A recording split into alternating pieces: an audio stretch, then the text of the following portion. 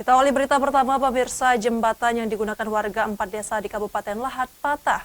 Akses warga 4 desa jadi sulit karena harus menggunakan jalan darurat yang apabila hujan susah dilewati karena berada di saluran air tepat di bawah jembatan yang patah.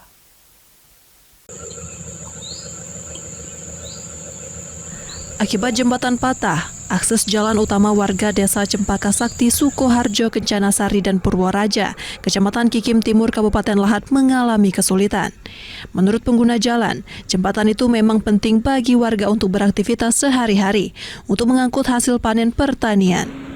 Kalau keadaannya putus, jalan darurat yang dibuat cukup sulit bagi kendaraan roda 4, karena licin dan sering terendam banjir apabila hujan. Jadi minta tolong kepada pihak terkait, khususnya pemerintah Kabupaten Lahat, tolong cepat-cepat dibetulin jembatan kami, Pak. Jembatan nih, Pak? Iya. Kalau tidak cepat-cepat dibetulin, kayak kami nak keluarkan buah, nak ke Lahat, nak beli ini, nak beli itu, susah, Pak.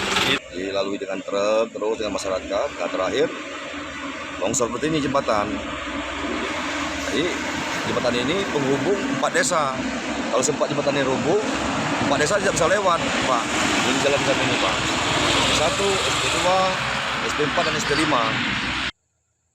Warga berharap pemerintah cepat tanggap memperbaiki jembatan tersebut, karena memang adanya jembatan itu menjadi urat nadi dan akses utama masyarakat. Dari Lahat, Sumatera Selatan, Bala Putra, iNews melapor.